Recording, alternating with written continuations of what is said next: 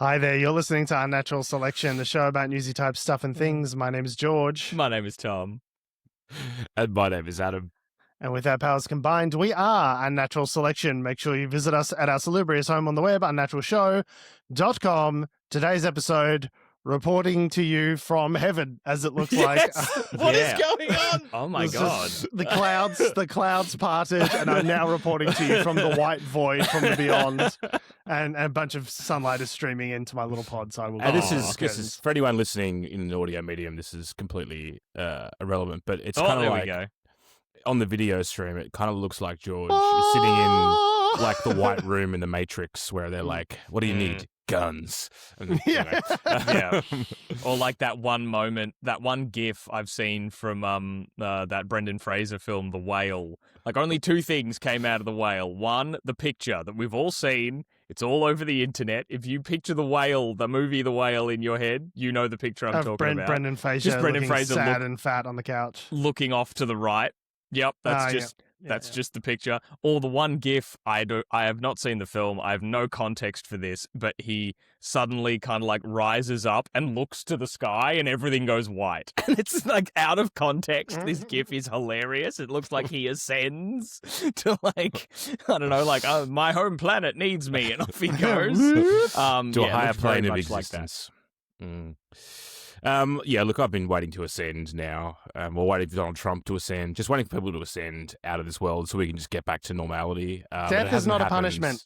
This is the thing. Death is not a punishment because it happens to everyone. I was watching the film Conspiracy last night about the Nazis who engineered the final solution because I'm fun. Just some light viewing on a Saturday night, That's psycho. what I like to watch. Yeah. It's a great film. Kenneth Branagh, Stanley Tucci, Colin Firth. It's the who's who of who's very fuckable in the British acting corpus of, the late 90s, early 2000s. But watch a football match. Jesus. I can't do that. My brain don't work like that, Adam. Anyway, so I watched it and it was really good. Why did I bring that up? Death is not a punishment.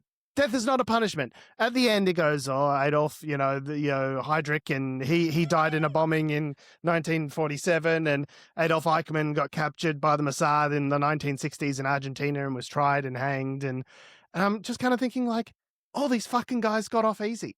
They all died of like natural causes or like because of the war or hanging. Hanging is natural causes. No, but like Eichmann, I suppose, was the only one who got like a trial and like just desserts. So many of the guys that went through the Nuremberg trials, they're like, time served. I'm like, time served for fucking war crimes. They're like, this guy was an accountant until 1987 when he died. I'm like, he was a fucking Nazi high command. What do you mean? He just like got off in the 49 and then just like lived a normal life. But like, the idea that death is like somehow some kind of punishment. It's like they all more or less got off completely scot-free for engineering a genocide and a Holocaust even. And the Holocaust, even. The Holocaust. It's the one that we talk about. Like death is not about like, all these fucking guys are going to die, but like, so are all of us, right? Like death is not justice. Okay. Anyway. All right. Thank you for coming to my TED Talk. Death is not a punishment, but nearly 40 years as an accountant.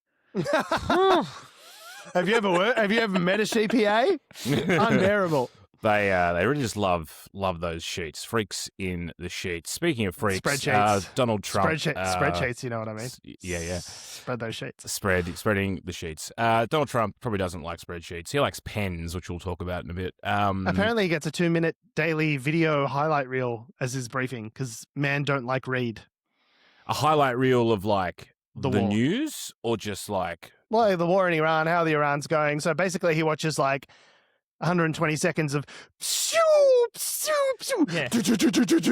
and they go, "Sir, the war's going very well." He goes, "It's incredible. It's the most incredible thing I've ever seen. I guess the war's going very well. I'm seeing lots of missiles taking off. Incredible." Is that verified? Just a fan cam to highway to the danger zone. Stuff blowing up. Jesus Christ. Fly free bird. It's just like pew, pew, pew, pew, missiles going off. Yeah, that's the president's briefing. It's because he doesn't like words. They show him a fucking video clip. I saw this the other day. It came out. We are in hell. Yeah, we're in hell. We're in the darkest timeline. I'm sure video packages as a briefing mechanism. Don't try and make it make sense, Malaka. Don't act like it's fucking normal for the president to have the attention span of a fucking ADHD tween. He was democratically elected. The World War III has continued to continue. And don't worry, though, because they're talking to them. When I say they, the Americans are apparently talking to the Iranians. They are not. Peace. They're talking to someone, maybe. I don't know. Yeah, I was going to say someone. Just like Jerry from Ohio. Yeah. Who are you talking to? Yeah, so this is 3 days ago. Trump getting Iran daily Iran war sizzle reel of stuff blowing up. Fuels concerns he's not getting full picture in briefings. Yeah, no shit. That's from The Independent. So, earlier this week, there was Trump made a statement that he was like, they've given us we can play the clip, but like a present, a very big, expensive present. The most incredible present. Yeah, that's common in war negotiations, as I understand. I'm sure.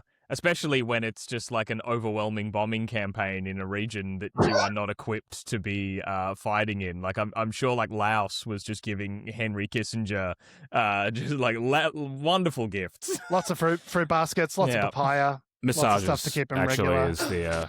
is the way that Southeast Asia, they're very good at massages. That's what I hear. Okay, Adam. So here's Donald Trump saying Iran gave him a very big present. One can only hope it's a large wooden horse. Make a deal. They're going to make a deal. They did something yesterday that was amazing, actually. They gave us a present, and the present arrived today. And it was a very big present worth a tremendous amount of money. And I'm not going to tell you what that present is, but it was a very significant prize. And they gave it to us, and they said they were going to give it. So that meant one thing to me: we're dealing with the right people. Is that nuclear related? No, it wasn't nuclear related. It was oil and gas related. And it was a very nice thing they did. But what it showed me is that we're dealing with the right people. Because, you don't know, because the leadership was killed, all gone. Khomeini, all gone. As the expression goes, the past supreme leader. Oh. And then the new supreme leader was racked up, at a minimum, racked up pretty good. Racked up is the president of the United States saying that the new supreme leader was injured. We will fight them on the beaches. Yeah, the rhetoric is just astounding. Just chef's kiss. This will go down in the annals of history. And everyone else was gone. And then many of the people in the third tier are gone.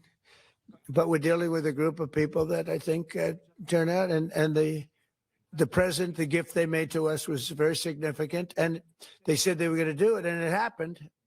And they're the only ones that could have done it. Jennifer? Was it related to the Strait of Hormuz and the flow? Yeah, it was related to the flow and to the Strait, yeah.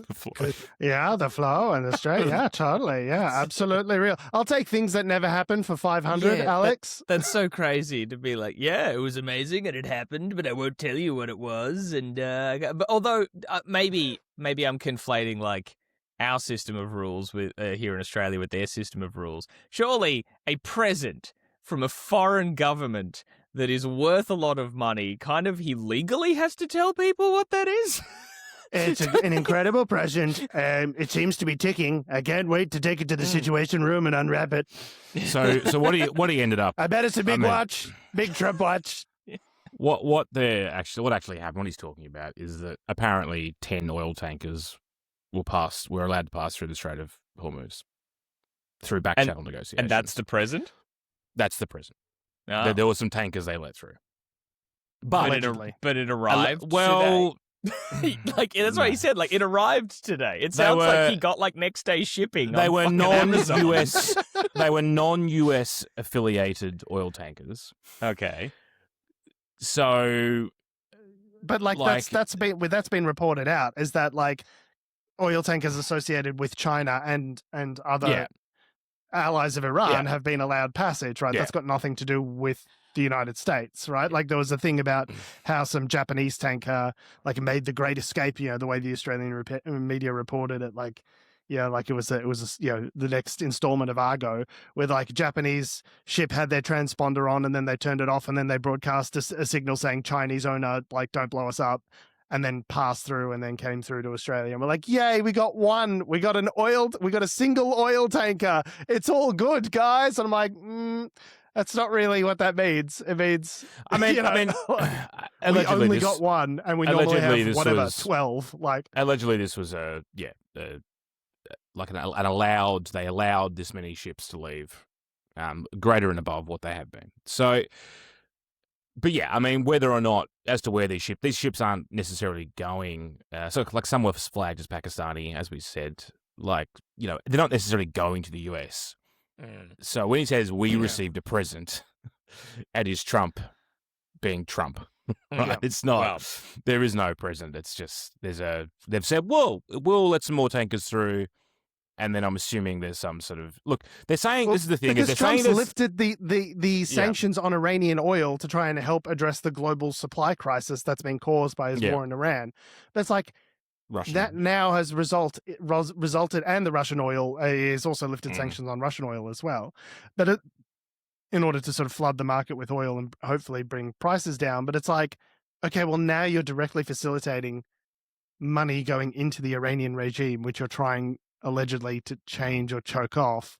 So it's like, by letting this oil out onto the market, that's well in excess of returning the, whatever it was, $1 billion worth of frozen assets that they had in the JCPOA. I think it's like in this last week, it's like $12 billion or something like that. That's been allowed to flow into Iranian coffers. That was the whole thing. They're like, their whole opposition to the Iran nuclear agreement was, oh, you're giving money and they're going to use it to, as a state sponsor for terrorism. And it's like, well, you've just given like 12 times that amount to them that you were complaining about in the last week in order to like backpedal this crisis that you created. So I don't know. So this is the thing now. So they're saying that they've been in negotiations with. So when I say the United States is saying that they have been in negotiations with the Iranian regime, and Iran has denied this, by the way. And Iran has denied this multiple times. Yeah. Either way, there's the alleged US... back channeling through Pakistan or something like that. Yeah. That's meant to be like trying to facilitate some sort of discussion. I mean, I wonder whether or not they're talking to maybe someone within the regime, but I don't necessarily think it's those. This is what the point Jon Stewart was making this week. Like, wait. Are you talking to the guy? Or are you talking to a guy? Yeah, they're talking to like, a guy. Yeah. A guy is like a very different situation to the guy. And he's like, well, who's handling the talks? He's like, well, Jared Kushner and Steve Witkoff are handling it. So it's like, okay, so you're not talking to a guy. It's one of your A guys is talking to one of their maybe A guys. It's like that doesn't count as negotiations, right, guys? They're back channeling by the sounds of it through various intelligence sources, I would say, and maybe through Pakistan. But either way, the US has now presented... welcome to today's Zoom meeting. Thanks for joining, guys. Why don't we whip around the room and do some introductions, because we don't really know who you guys are. We killed so many of you, so we're going to need to start from the top. You're also called Hamedi? That's crazy, because the guy we just killed was Hamedi. There's another Hamedi? What are the odds? The US has now presented Iran with a 15-point peace plan, and Iran has gone, it's pretty unfair, bro. Thank you. It's fairly, no, thank you. Fairly one-sided. Hey, ChatGPT, I'm an insane dictator who's currently running the United States government. Put together a 15-point ceasefire plan for Iran, the country which I have just needlessly and illegally bombed. Take as long as you need. Accuracy is more important than speed. The Israelis were surprised at this, given they just want to keep going until there is no more Iran. That seems to be their aim. Meanwhile, the United States is still sending.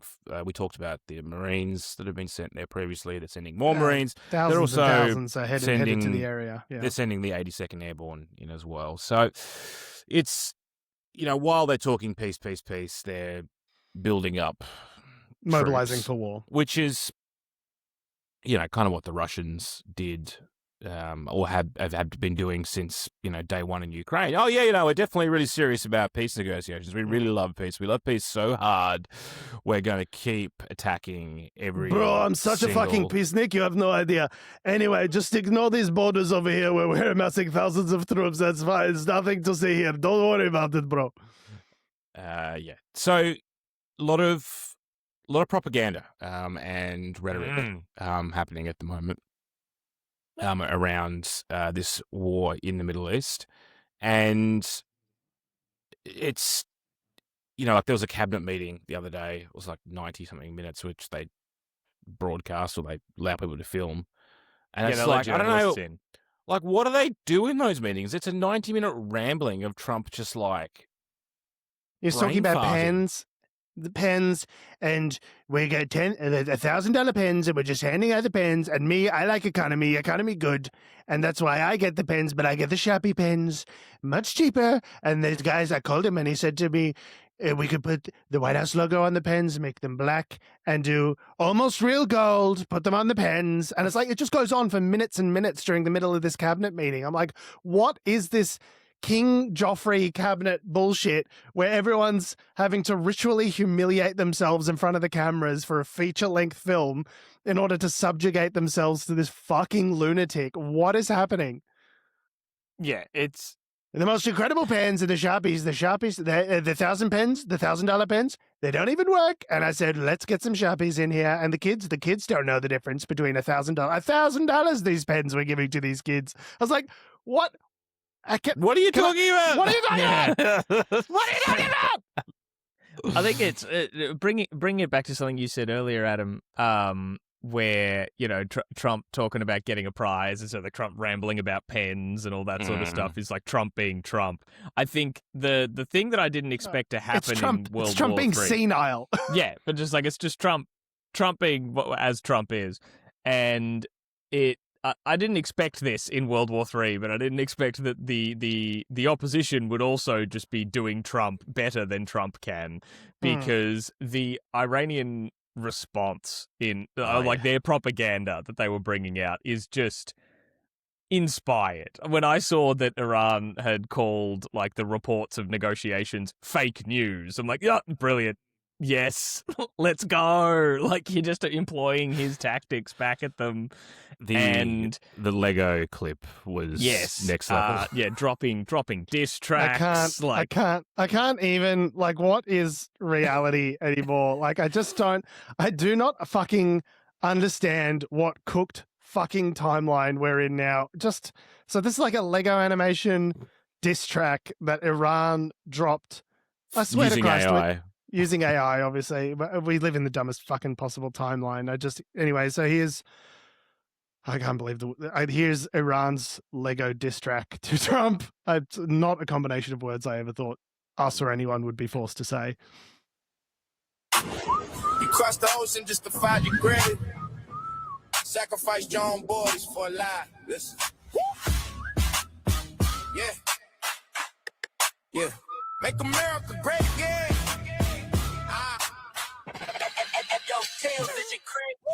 Yeah, make America great again now. We will see what happens, yeah. Watch this. Sacred defense, we protecting the soil. While you sacrifice soldiers to pay for your spoil. You surrender blow, sitting on your throne. Now we're turning every base into a bed of stone. It's a slaughterhouse, a trap you couldn't see. Welcome to the graveyard of your vanity. The secrets are leaking. Pressure is rising. We locked on the target. I can't, like, it's wild. I'm honestly here. There's for like it. a gravestone with Donald Trump 2026 on it. And the worst, it's just insane. Just an insane thing to exist in the world. And the worst part about it is it kind of goes hard. I was going to say, it's clearly like, obviously the song's probably AI generated as well, and it's ripping these from just like the best diss tracks of the last like 30 years, and it's some perfect amalgamation of them or whatever.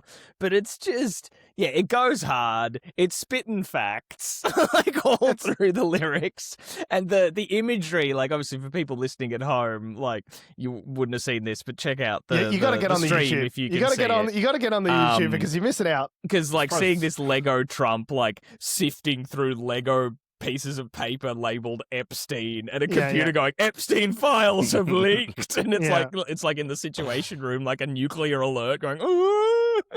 I don't know, just brilliant. Like it, and because Lego fighting... HQ are probably just like, oh no, it's a trademark, not authorized. It's not authorized. Yeah, actually, I would love to see the Trump panicking over the Epstein files leaking computer on the Lego Ideas page. That like if you get enough votes, they consider it and maybe release it as a set.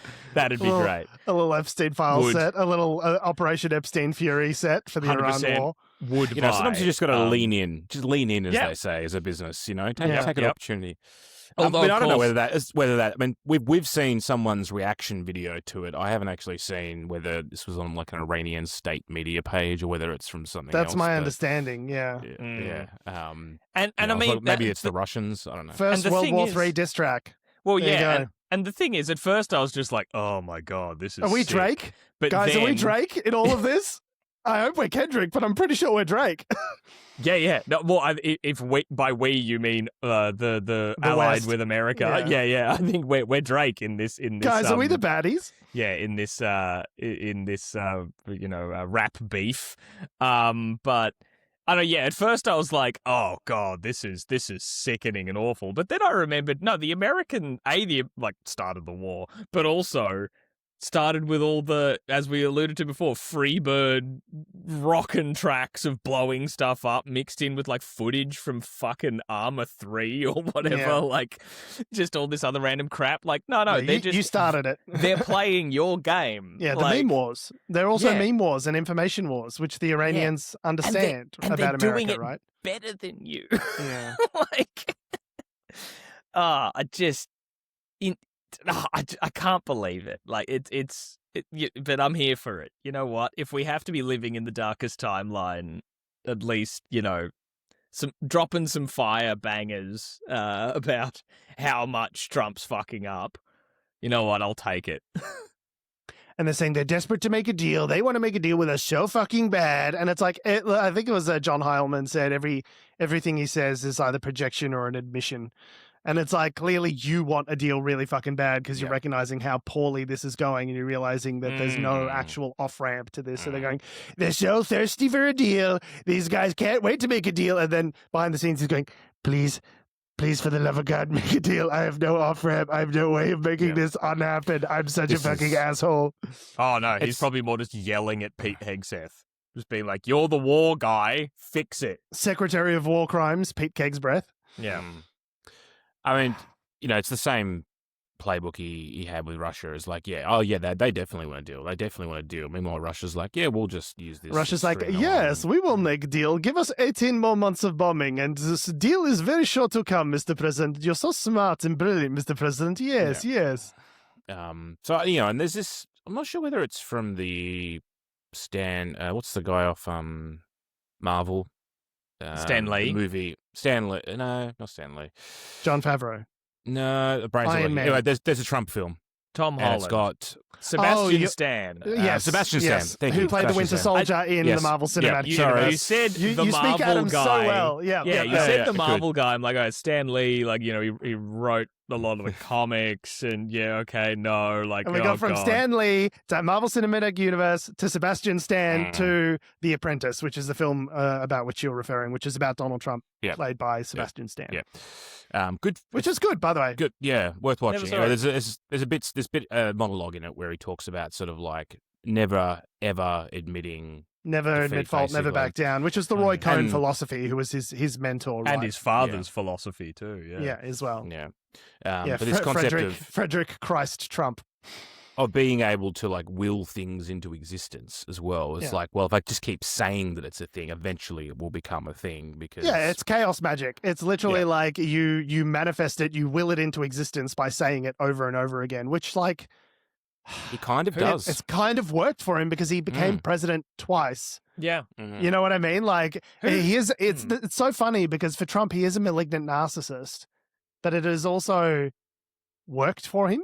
Yeah. Like he's been an insane enabled malignant narcissist has actually created the reality that he wanted to create, in that he is now the most powerful person in the world, right? Yeah, it's something his niece wrote in her book about him, like the too much and never enough. Yeah, Mary Trump. his deceased brother's daughter, that she laid the blame as much with, like, I think she was speaking about banks specifically in the book at the time, as much as him, because it's just like, if at any point they just said, no, we won't loan you the capital to do the next thing you're saying, after the 8 times previously that what you've done has failed and ripped off contractors and kept all doing this it, sort of stuff. he not only does he will things into existence, he's enabled at every turn. Deutsche Bank is like famous for, going to bat for Trump when no other banks would, and basically keeping him alive as a relevant sort of, economic entity, right? Yeah. How's that going, fellas? Yeah, how are you feeling about that, Deutsche Bank?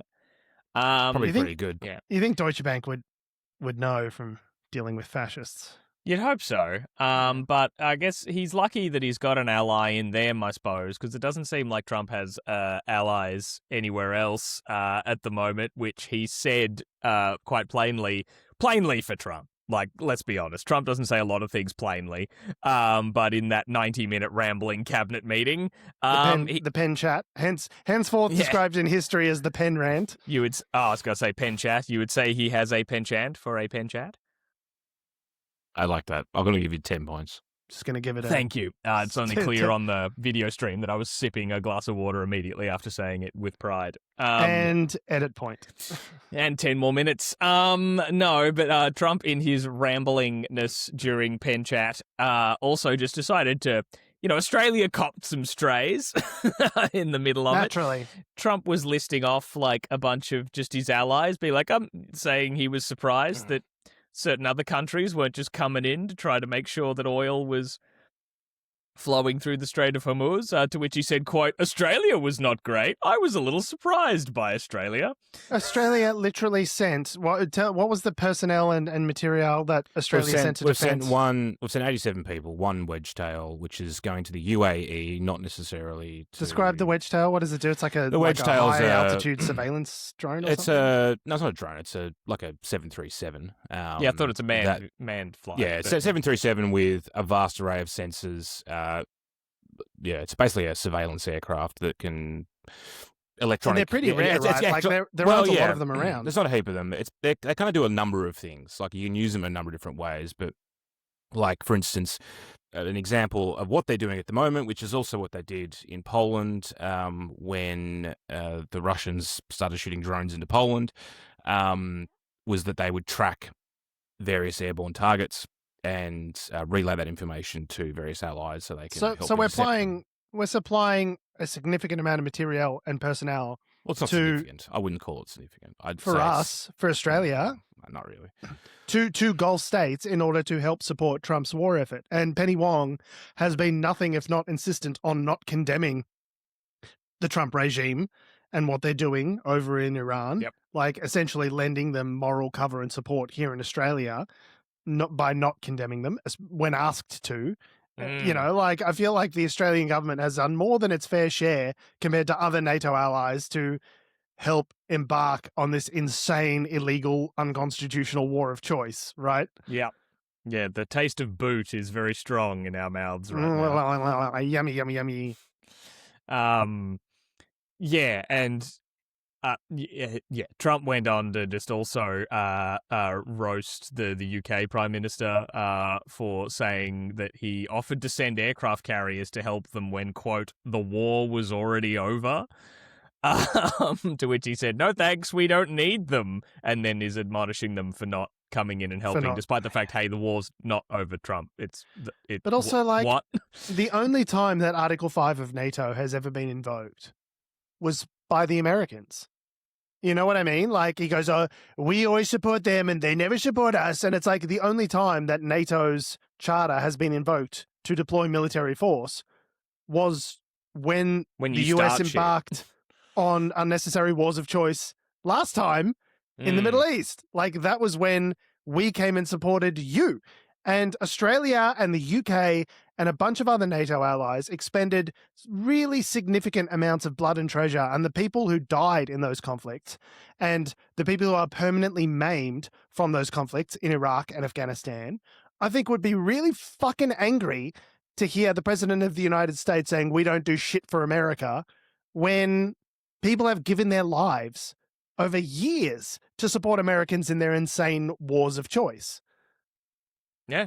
I'm mad about it. I'm not even like a military guy. I don't, you know what I mean? Like, anyway. I mean, this has been a line of discussion. We didn't consult you on this conflict, and then you refused to get involved like a bunch of bitches. It's like, what?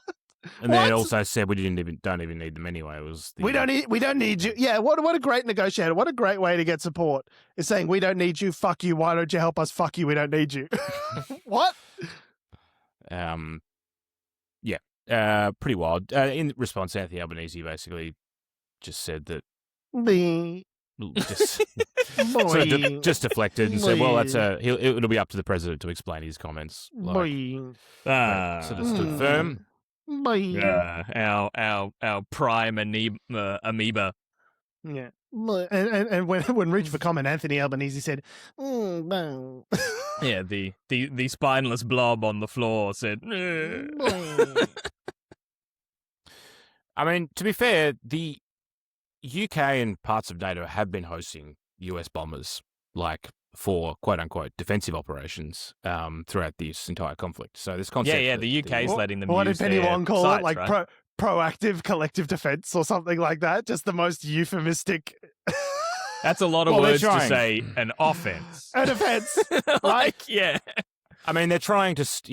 just to be very clear what we say when we say defense is that obviously Iran's been shooting missiles, drones at the Gulf states. So the concept is, in terms of what Australia's contributing, is we're trying to protect and track those projectiles being shot at the Gulf states, particularly the UAE, from Iran, and we're trying to help track those so they can intercept them. So especially because if Iran goes full ham on this conflict, they've threatened to start bombing desalination plants, which in the Gulf, that's how they get all of their water, essentially. Yeah. If you start taking out critical infrastructure, and Trump did this insane thing this week, he's like, we're going to take it, if the Strait of Hormuz is not opened within 48 hours, we're going to bomb their electrical infrastructure, starting with the biggest one first. They know what that is. And then within 30 hours, it was like, we're extending it out for 5 days because we're in great talks. It was Taco because Tuesday. Iran was like, if you do that, we will start bombing all of the critical infrastructure of everyone around us, and millions of people will be thrown into, chaos essentially, because there's no way to get water because it's in the middle of the fucking desert otherwise. Like, don't, because if you do that, we'll do this. And then Trump's like, we've got a little 5-day pause.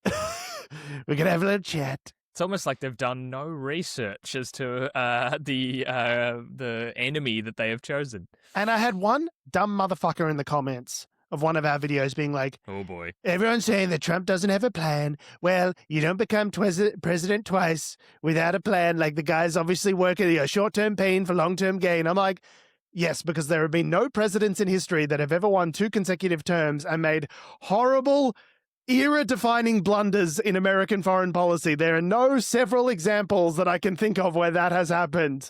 I'm sorry, you reading out their comment in that voice, are you implying that it was from the president? It might have been, or one of his bots. Was it John Barron? The guy's obviously, this is John Barron, I reckon. Great job. Well done, Trump. I really don't see how you could possibly think at this stage that any of this was planned. Like, clearly these guys, because there are things you would put in place, like insurance and, guiding shipping through the channel and guarantees and financing, and you wouldn't leave people stranded in the middle of Dubai and say, well, have you tried getting a Greyhound to Europe in order to fly home? Like, obviously they didn't plan this out. Obviously not. Talk to any economist and they'll be like, well, if we were going to do this, there's things that we should have put in place before this so it doesn't fuck the asshole of the world economy. Obviously it's not planned out. Yeah. Obviously not. Iran obviously is been planning for this for years. Before we move on to some of the more of the Australian stuff, Iran-linked hackers, though, have apparently broken into the personal email of Kash Patel, who's the FBI director, and has published photographs of him and other documents on the internet, and things like him smoking cigars and riding an antique convertible.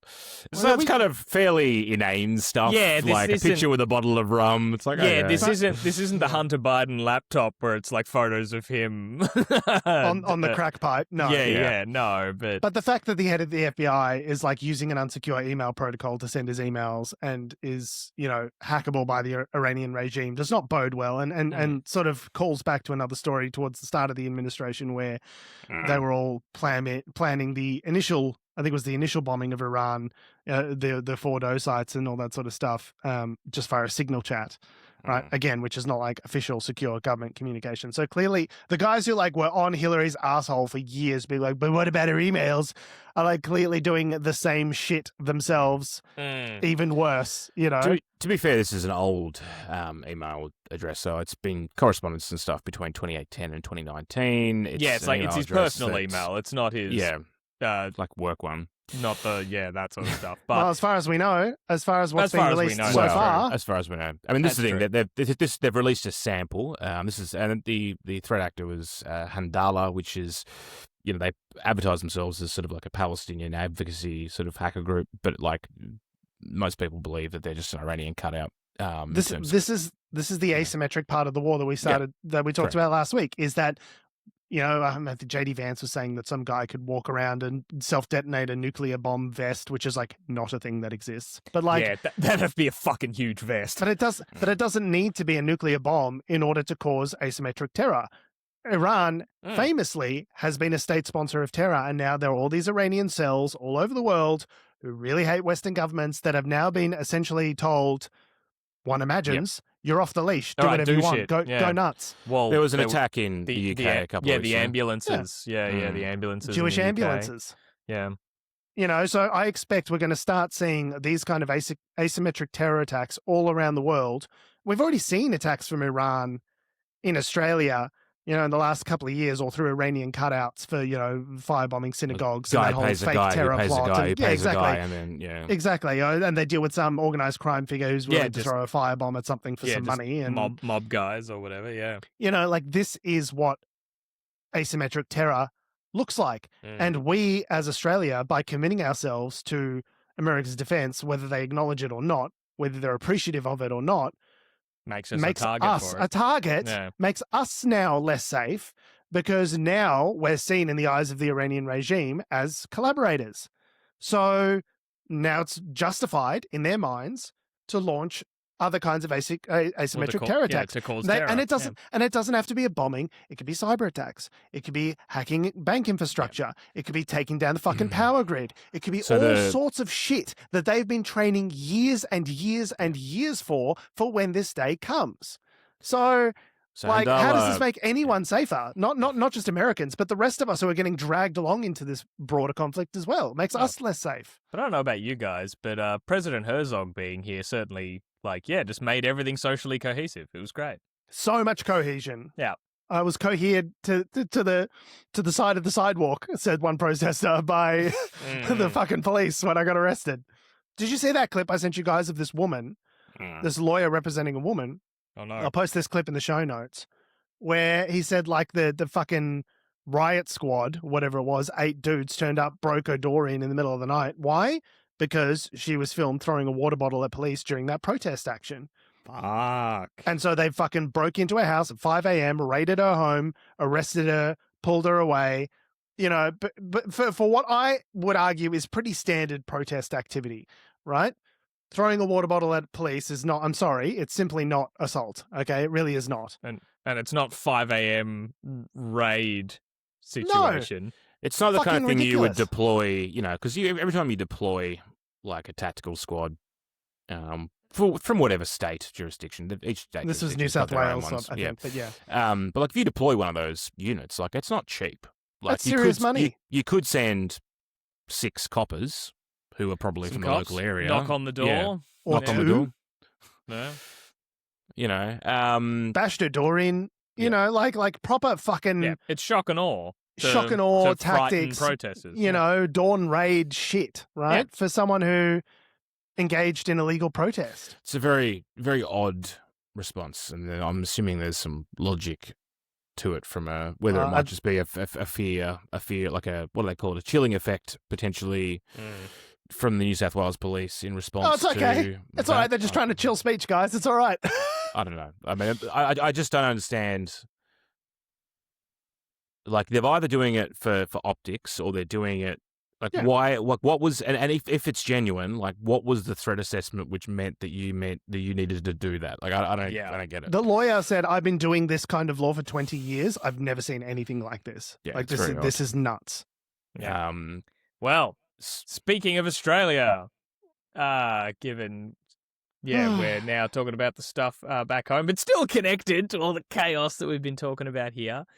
So the federal Labor government have announced that they're going to try and effectively guarantee fuel supply into Australia through a concept that every time I hear it, like, people have been using the term underwrite just to explain it. Like, they say, the government is underwriting the fuel, the shipping. Or like the cost the purchase of fuel. They're underwriting the purchase of additional fuel. shiploads of fuel.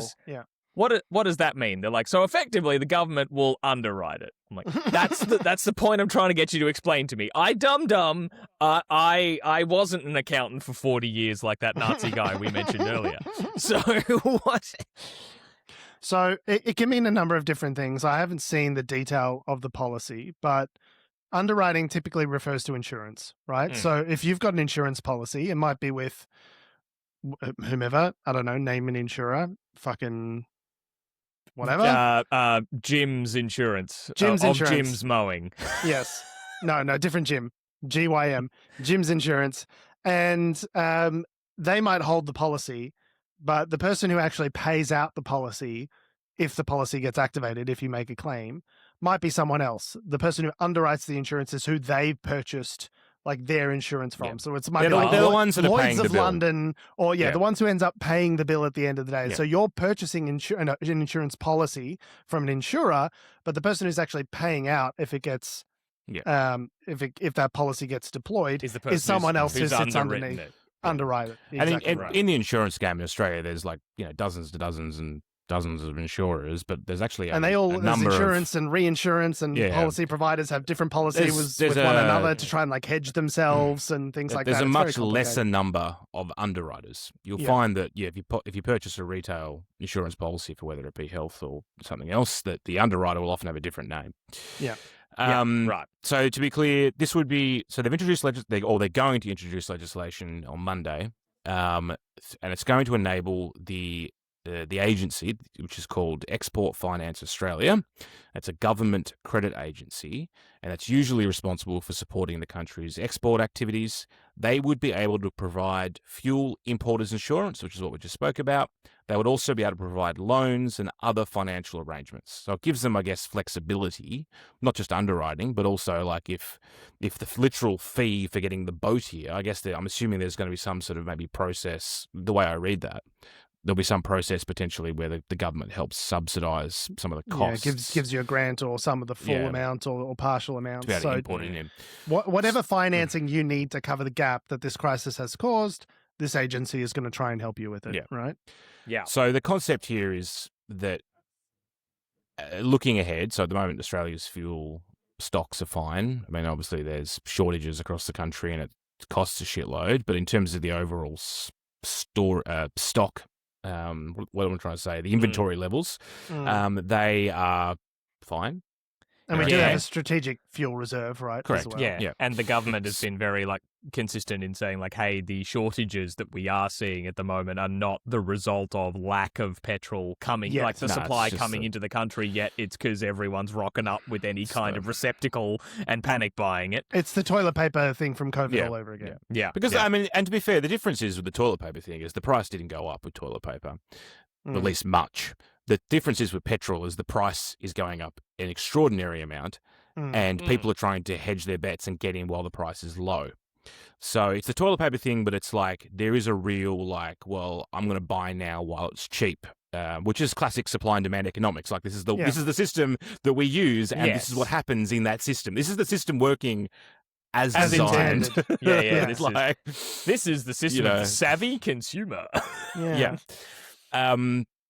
So the concept here is that by introducing this legislation, because what they're saying is that currently we're okay, but as 1/5 of the world oil supply is now off the table, we are going to get to a situation in the next few months, because this conflict isn't going away. The government's trying to hedge their bets of, well, we still think we can get ships in, but it's just going to cost a shitload, so we're going to try and guarantee, that through the normal economic means of the different entities that buy this fuel, that continues to happen, and people don't have the importers don't have it costs too much, we're just not going to do it situation. Yeah, they're trying to alleviate some of those financial constraints. The problem is that this can be enormously expensive for our government if things go wrong. Could be, yes. Oh yeah. Well, I guess just like any insurer, right? It's it's great to be in the insurance business until a fucking cyclone rips through an area and you're like, oh fuck. Yeah, which is why insurance companies have these things called force majeure clauses, which basically says if there's an act of God, if there's something that's outside of our control, then we're off the hook. Basically, go fuck yourself. So. It's hard to provide insurance in this environment, specifically because there's so much uncertainty. And so that risk premium that gets whacked on top of all of this stuff makes it unaffordable for people to take that risk and gamble and take the gamble on sending a ship, right? So if it goes pear-shaped and Australia is underwriting a ship, which I don't know, if it's going through the Strait of Hormuz and gets hit and damaged and destroyed, Australia would be on the hook, presumably, for the cost of that ship, which might go into billions of dollars. Yeah, right? with how many hundreds and thousands of barrels at $100 a barrel or whatever. Like, not necessarily that keep in mind that a lot of the oil doesn't come through the Strait of Hormuz and go straight here. It's complicated. Like the oil goes goes to Asia, gets refined, then gets shipped here. So and we don't know what stage the Australian government is necessarily talking about insuring these vessels, right? Yeah, so I'm presuming not through the Strait of Hormuz for that reason. But I think the concept is that generally speaking, the insurance fee, it's like the insurance fee is the insurance fee, and that will go up because of the situation. So whether you're shipping it between Jakarta and Australia, or whether you're shipping it between Africa and I don't know, Oman or something, like the fee would be the global fee is going to be higher. So therefore, we're helping to pay for that. So it's not necessarily. I don't think we're insuring against specific risks. We're just saying we're going to underwrite the fee. Well, at least. We haven't seen the policy. That's the way I read the way it's been reported from the Guardian. Now, the thing I would like to talk about here is the politics at play and the way the media has been covering this. Yep. And it has been interesting, to say the least. Now, the Murdoch press in particular have been, I think, fairly irresponsible, to be honest, throughout this whole thing. Not the Murdoch media, surely not. I am seeing a lot of there's no headlines where they say, this is what this person said. It's a headline of, what was the example you gave before, Tom? My wife showed me a clip this morning from Channel 10, so not the Murdoch press, but the not far off. The name of the YouTube video of it from their channel was One Nation Fuel Plan Divides Australia. Yeah. No concept of what and this is the same thing for the Murdoch press and for these stories, is no concept of what the actual what is the plan? Give me a and it used to be that headlines would give you could read the headline in the first paragraph and you get the gist of what you get some sort of idea of, but they want you to click on it and they want to harvest the SEO juice from One Nation and fuel, and it's 3 different SEO fucking keywords in that headline, right? Because it used to be that you have just bought the newspaper already, so they're laughing. Right. Yeah. So obviously, the Murdoch press knows that this is a way to bludgeon the government and to harvest hate clicks and to get therefore ad revenue and stats off it. Buy more papers for those people that still buy papers. And it's been a fairly a large attack on a lot of, and rightly so, the government should be held to account on this.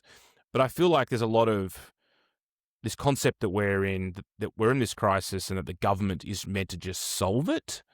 I find a little bit disingenuous. But how? The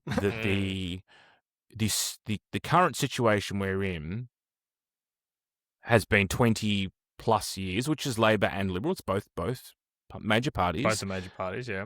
Like the reasons for why we're here are, and why Australia has only 2 refineries, which is only about 20% of our supply and only to certain sectors and yada yada yada, is because of mismanagement from decades of not subsidizing key industries like fuel refinement, oil refinement rather, or moving away from fossil fuels. Like if we all had electric cars. It's electric cars are on the increase. Don't get me wrong. Oh, 100%. Sure. But after decades of pushback for ages, right?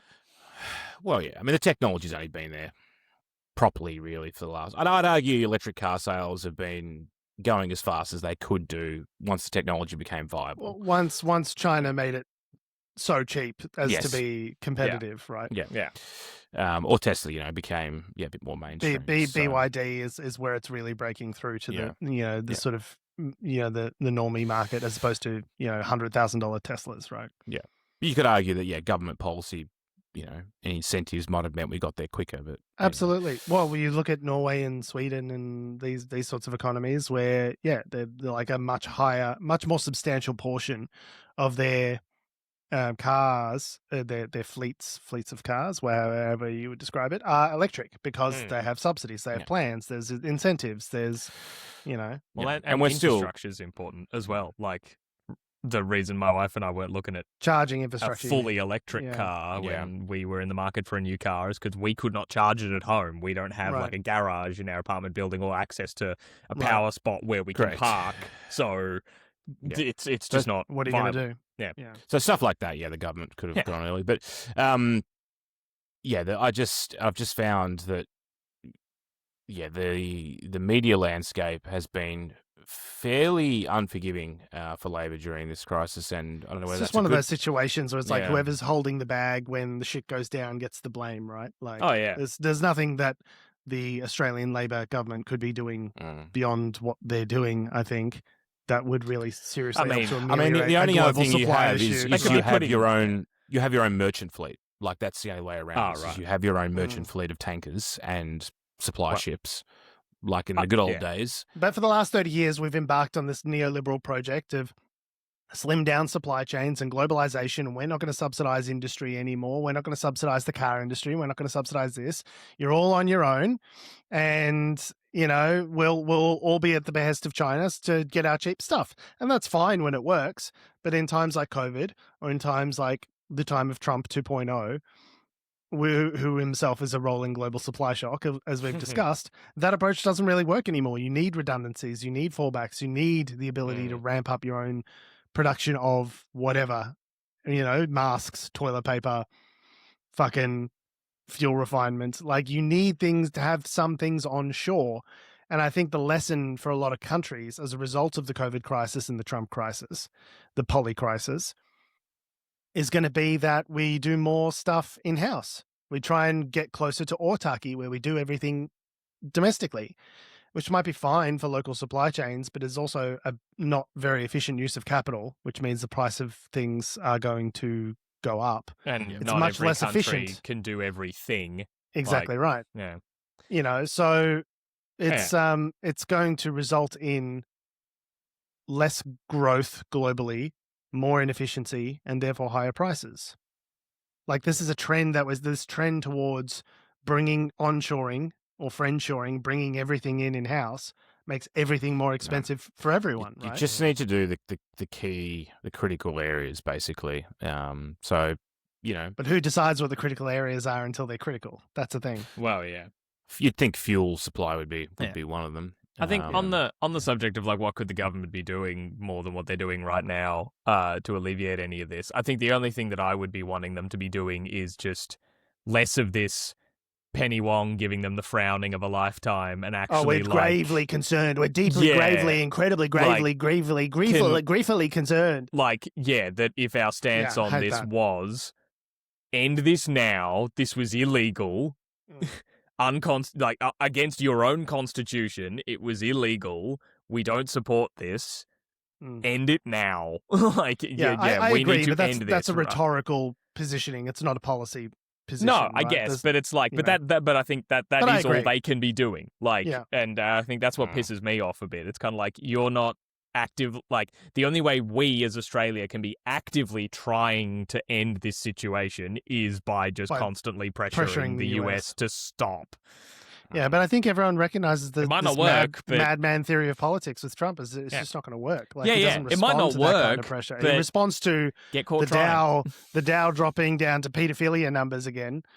But that's about it, right? No, that's all he seems to care about. No, George, it has to go up to paedophilia numbers. Right, when it's at a certain amount, over 50,000, you're right. Pedophilia is okay and fine and totally chill. Yeah. The other thing that's been in the news a lot is the relation to fuel policy is that they talk about rationing. So the concept being is they would set a cap of like, you can only fill up $40 worth of petrol. Back in the 70s, they did a thing where it was like, I think it was like license plates or something. It was like, odds and evens. Odd and even days and that sort of stuff. Yeah. So apparently, and this is the thing, this is the other thing the Murdoch press has really seized upon is, they might ration your fuel, my freedoms, and apparently it is there is an emergency management plan where fuel rationing is mentioned, which, again, has got the media in a tiz. But, I mean, and if they do ration fuel, I don't necessarily think that's necessarily a bad thing. I think that's just a situation where, we live in a society, like in the war, they rationed things, otherwise shit got really bad. Isn't that what made the Greatest Generation so great? Was that they were willing to do that? Sacrifice. Yeah. Like they were willing to we don't go through live hardship for the sake of each other. Yeah, okay, but it's slightly different because there was a kind of moral dimension to the the Second World War, which we certainly don't have here in Iran because the West are the but the reality is what the reality is for Australia. Like it's not like we don't exist because of the last 30, 40 years of neoliberal sort of atomizing politics where your only value is your contribution to the GDP and your, the Dow. Dow. Yeah, exactly right. Got to get it back up to pedophilia numbers, boys. Got to return some value to the shareholders. Because of this idea that, as Thatcher once said, like there is no society, right? Like that we're all just consumers. We're all just individual atomized consumers making choices.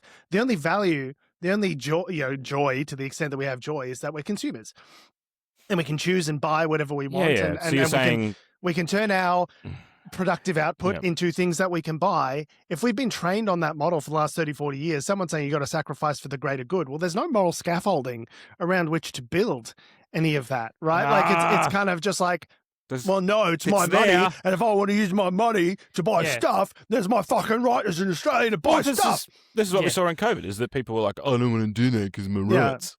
Yeah, that's what I was thinking with your Murdoch press sort of thing there, Adam. Like, they might be making me ration fuel, and it's my God-given right to bathe in petrol. I want to fill up my hot tub with petrol because I'm a fucking red-blooded free man. Yeah. We should bring it up. What was the One Nation policy, which I think actually you said was quite that's not the a bad idea. It wasn't a policy. It wasn't a plan. It's a statement. Like, that's the thing. It was like, I think Pauline and fucking Barnaby Joyce and the others were doing a press conference, and the clip, at least, like the quotes that they were pulling from that in that 10 News thing about the plan, was that she was saying, Pauline Hanson was saying that like, yeah, they're talking about rationing, and I think, and obviously I'm cleaning this up because she doesn't know how to talk, but like saying like, yeah, they're talking about rationing, but obviously that's something that people in the cities can do. They've got public transport and others. There's like options. you city people can ration, but out in rural areas,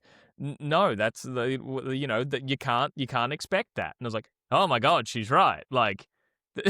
Like, sure, yeah, like, that makes sense. But like, that if that's meme, the policy, the worst person just made a good point. Made a good point. And Barnaby Joyce brought up that that piece of legislation you're referring to, Adam, about like there's a clause in there. Management plan. Yeah, about the emergency management plan, and he was bringing it up in the sense of like, why have you got this in the legislation if you're not willing to use it? Like, what crisis are we waiting to happen before we pull the trigger on this? And I was like, I mean, they're not wrong. It's like, oh my God, One Nation is making sense. Yeah, this but isn't okay. They don't need to wear the stink of actually deploying doing right? it. Like they can bully the government into using it, and when they use it and people are pissed off, they go, "Fucking Labor." Right? well, look, Am I if your rationing happens, Mondays. I as an inner city coastal scumbag would be fine with that because again, I'm not necessarily effective, but I can catch the train. It's okay. Yeah, like we can make sacrifices for the make different of the people who choices. can't be. Like, sure. yeah, that and makes then sense.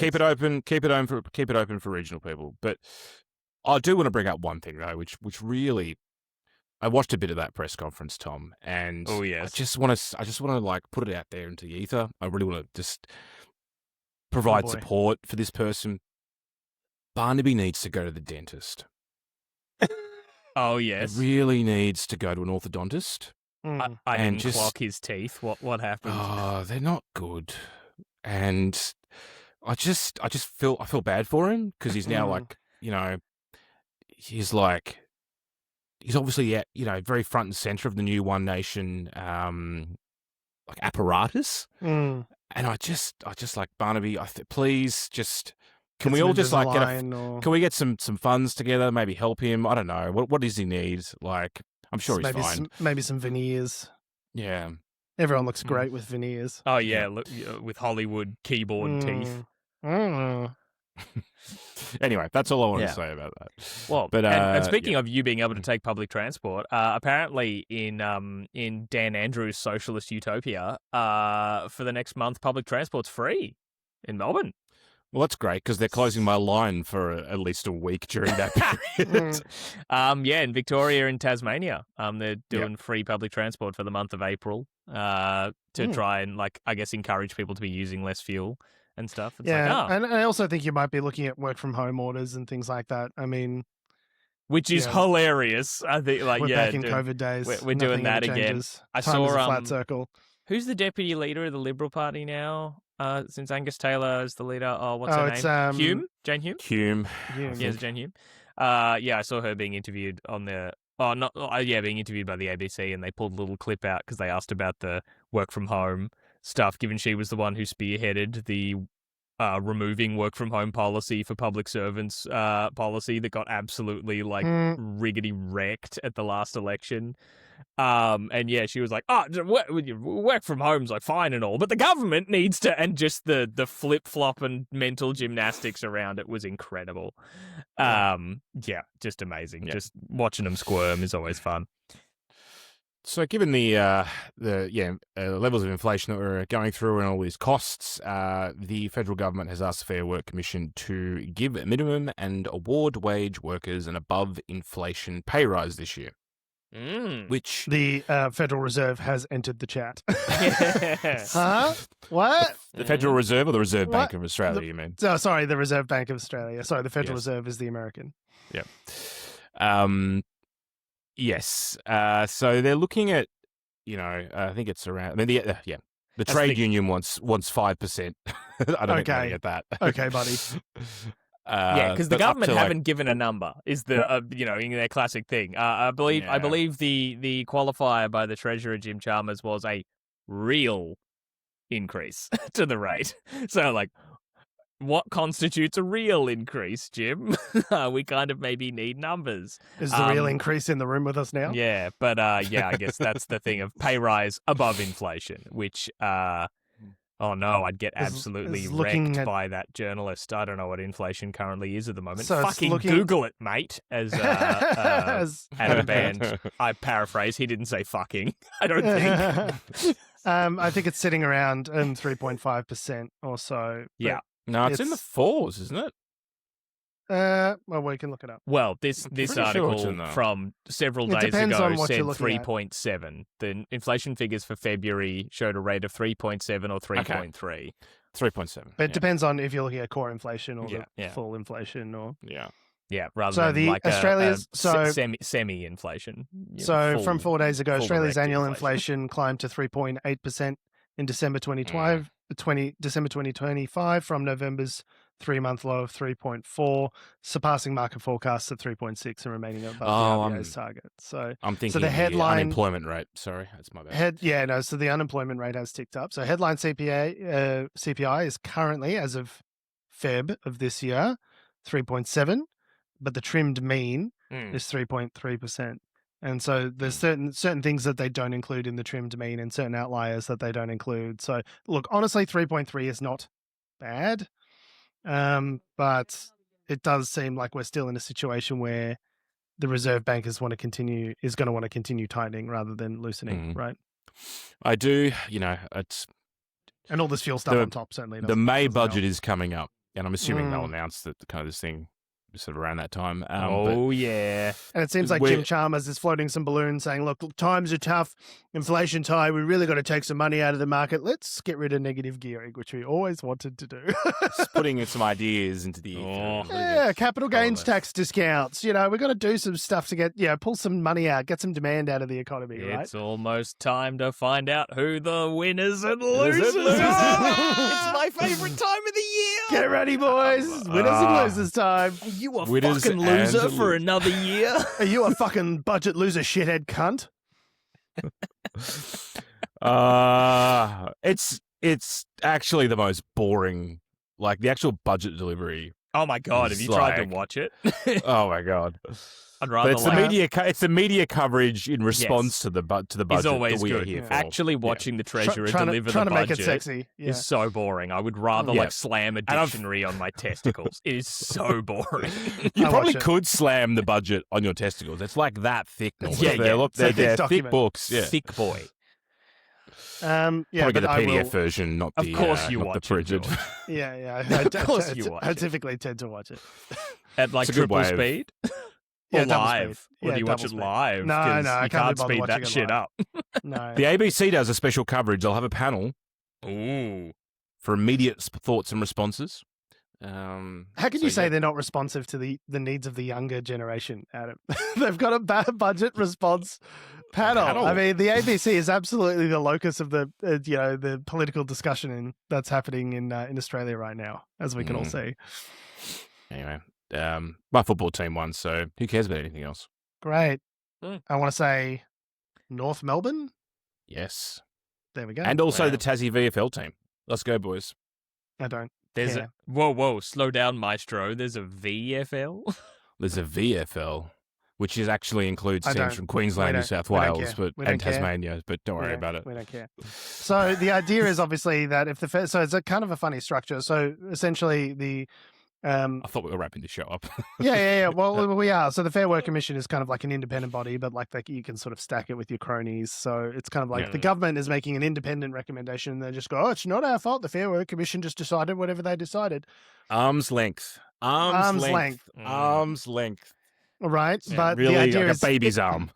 if the government's asking for it, then the Fair Work Commission might feel, entitled to say, okay, well, we We'll do can it. sort of wage raises beyond the rate of inflation. But this is literally how you get that sort of wage price spiral, is that people go, inflation's high, you got to raise wages higher than inflation in order to make sure that the people at the bottom aren't negatively affected. But it's like, well, if you're giving them more purchasing power, doesn't that make the inflation situation worse? It's the And minimum wage. It's the minimum wage. It's yeah, but not those like are the we're ones. waiting. Yeah, but those are the people that are spending the vast majority of their income on these life essentials, which are going up in price. So if they have more money to spend on, like I'm not, this is the neoliberal argument. I'm not making this argument, but the federal the Reserve Bank of Australia will be watching this very closely to say, okay, well, you're kind of creating extra demand because these are the people for whom they spend most of their paycheck on the essentials. And if there's more essentials for them to spend money on, that might translate into further rate hikes rather than, because this is not going to affect the wealthiest people. It will not change their spending habits whatsoever. But if you're spending 80% of the money that comes in the door out on goods and services, and the price of those goods and services goes up and your wages go up, there's more middle income and poor people than there are rich people, right? I'm not convinced that that healthcare and milk are the reasons for necessarily it's because where things are inflating. There's services inflation seems to be where it's most sticky, and of course, all of this oil supply shock from the Iran situation is not going to help any of that either. So, I mean, what I'm saying is, I think, whilst I think it's good that the poorest amongst us, people on minimum wage, get an increase, and I think it should be above inflation as a rule. You want to see real wage growth in to lift these people up into higher socioeconomic brackets over time. You don't want to see people just languishing in poverty forever. I think the Reserve Bank and others will be looking at this with a very skeptical eye, saying, does this mean we have to raise again?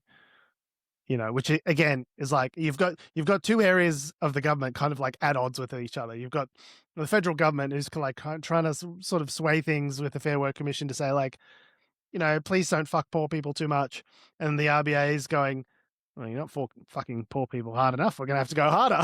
It's kind of like two arm's length organizations in tension with one another.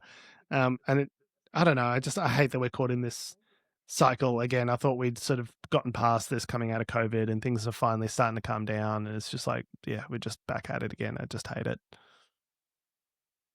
But don't worry, the Dow's okay. It's over 9,000.